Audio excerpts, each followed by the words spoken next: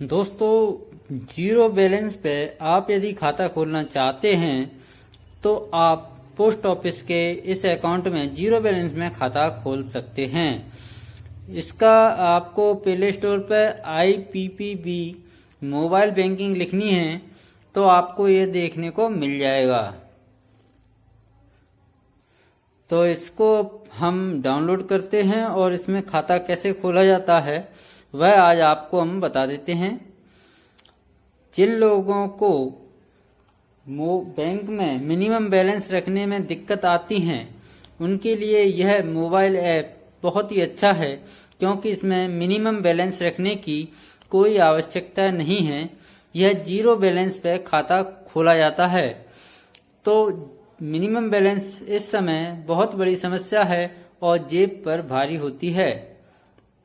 तो यह डाउनलोड हो चुका है और अब हम इसको ओपन करते हैं। तो ओपन करने के बाद यह कुछ परमिशन मांगेगा जिसको हमें अलाउ करना है। अलाउ करने के बाद यह आपके पास इस प्रकार का इंटरफेस दिखाई देगा। इसमें लॉगिन जो लिखा हुआ है, यदि आपका पहले से अकाउंट है तो आप इसमें लॉगिन हो सकते हैं। यदि आपके पास अकाउंट नहीं बना है तब आप इसमें ओपन योर अकाउंट नाउ करना है। यह कई भाषाओं में आपको देखने के लिए मिल जाएगा।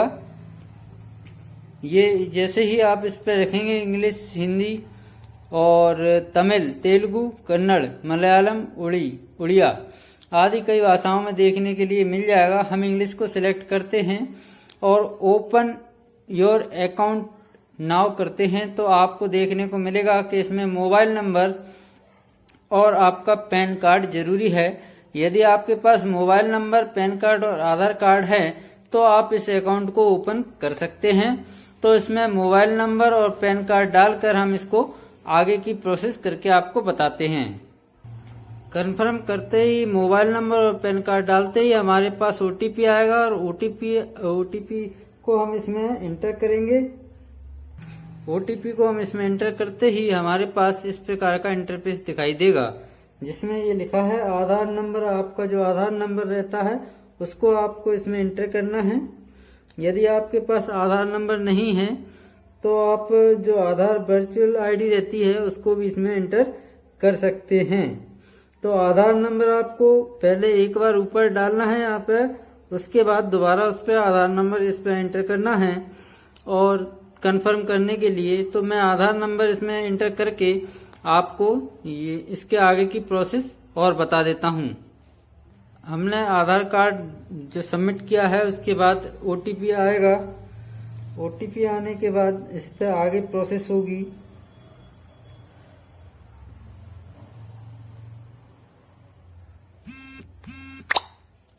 तो OTP हमारा आ चुका है,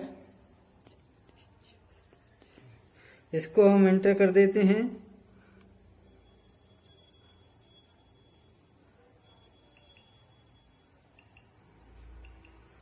और इसको एंटर करने के बाद हमारे पास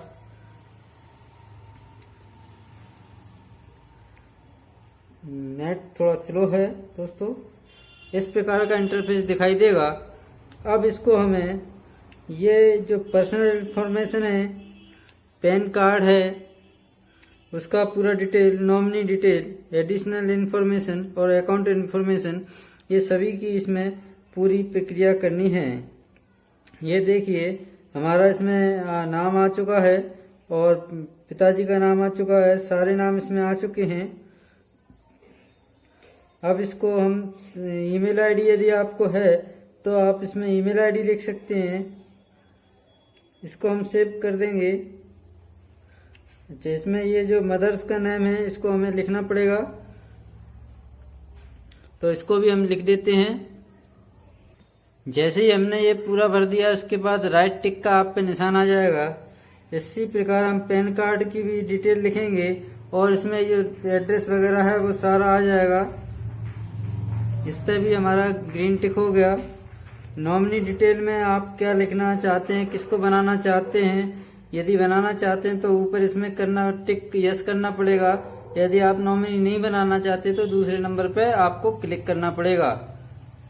तो अभी हम नॉमिनी नहीं बनाते। उसके बाद एडिशनल इन्फॉर्मेशन में आपसे ये जो जानकारी पूछी गई है, ये आप इंडियन है, उसके बाद मैरिट, आपकी शादी हो गई है कि नहीं हो गई है, आपकी बिजनेस क्या है, आपकी ग्रॉस इनकम क्या है, आपकी सैलरी कितनी है, ये सारा जानकारी आपको इसमें लिखना पड़ेगा। तो चलो इसको हम भर के आगे बढ़ते हैं और इसको आपको दिखाते हैं कि इसके बाद आपका किस प्रकार का प्रोसेस करना पड़ेगा। आपको ये जो लास्ट वाला क्वेश्चन है उसको नो पे ही रखना है, इस बात का ध्यान रखें। इसमें ये पूछा है कि आप कोई पॉलिटिकल एक्सपोजर पर्सन तो नहीं है, मतलब कोई नेतागिरी वगैरह करते तो नहीं है, तो उसमें नो करना है और सेव करके आगे आपको बढ़ना है। तो ये देखिए हमारा इस पे भी ग्रीन टिक हो गया है। अब अकाउंट इन्फॉर्मेशन में आपको ये दिया गया है, आपको अकाउंट स्टेटमेंट आपको चाहिए तो यस, किस प्रकार चाहिए, ऑनलाइन चाहिए या पोस्टल चाहिए, तो हमको पोस्टल चाहिए, ऑनलाइन चाहिए, ऑनलाइन में कर देते हैं। और इसके बाद ये जो लिखे हुए हैं आपको इनको पढ़ना है और उसके बाद आपको इनमें यस और नो करना है। I don't receive DBT in any account, yes करना है या नो करना है, ये आपको देख देख के पढ़ के पूरा करना है।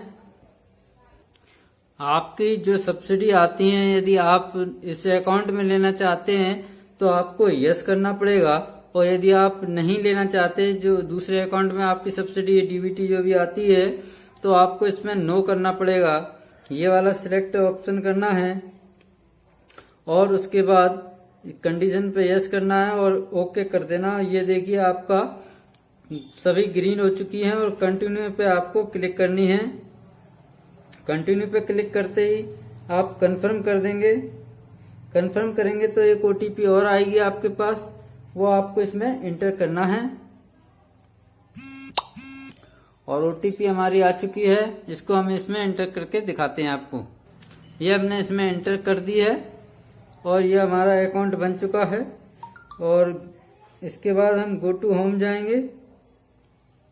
अब हमें लॉगिन करना है। लॉगिन करने के लिए अपना अकाउंट नंबर, कस्टमर आईडी और डेट ऑफ बर्थ इसमें डालनी है और मोबाइल नंबर डालना है। उसके बाद रजिस्टर करके इस पर एंटर हो जाना है। तो हम इसमें लॉगिन हो गए हैं और अब आपको इसमें MPIN बनाना है 4 अंकों का, और इसको भी हम बना लेते हैं। ये हमने सेट कर लिया है अपना। और ये देखिए अब ये हमारा OTP एक बार और आएगा, इसको हम इंटर कर देते हैं।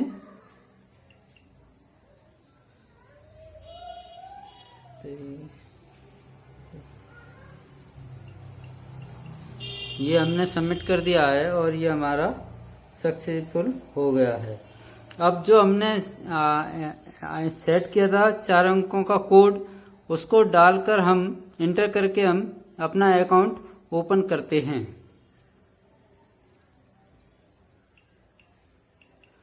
ये देखिए हमारा अकाउंट ओपन हो गया है। इसमें अभी 0 बैलेंस दिखा रहा है।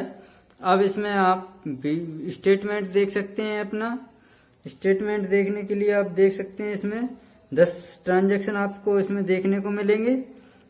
आप इसमें से सेंड मनी कर सकते हैं, किसी को भी पैसे भेजना होगा तो आपको फंड ट्रांसफर का ऑप्शन दिखेगा आपको इसमें।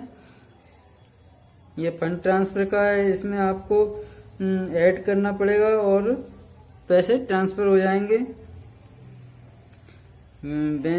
इसके बाद आपको इसमें जो पेमेंट करना रहता है QR कोड से, किसी को यदि किसी को पेमेंट करना है QR कोड से, तो आप उससे QR कोड से भी इसमें फंड ट्रांसफर कर सकते हैं, पैसे ट्रांसफर कर सकते हैं। ये ऑप्शन आपको दिख रहा है लास्ट में, इससे आप ट्रांसफर कर सकते हैं।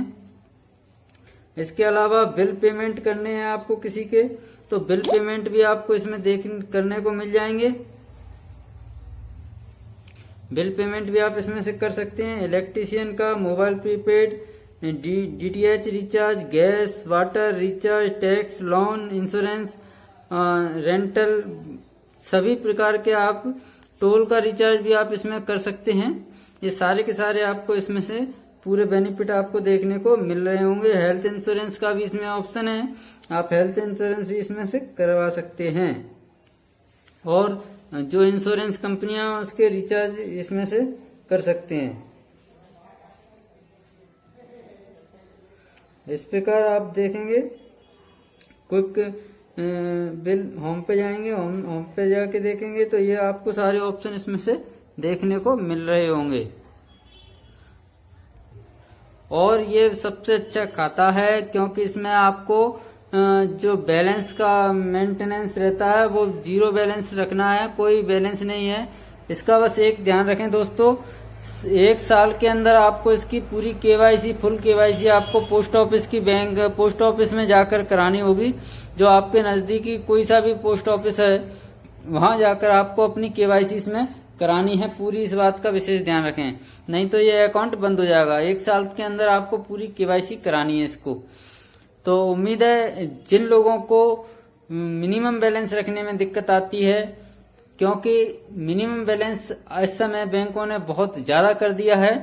पहले ये कम हुआ करता था, अब 2500 से 3000 तक मिनिमम बैलेंस रहता है। तो दोस्तों 0 बैलेंस अकाउंट आप पोस्ट ऑफिस, जो एक मानी हुई अच्छी बैंक कह सकते हैं, इसमें जो भी आपका पैसा रहेगा उस पर 4% आपको ब्याज मिलेगा, वो भी क्वार्टरली आपके अकाउंट में ऐड किया जाएगा।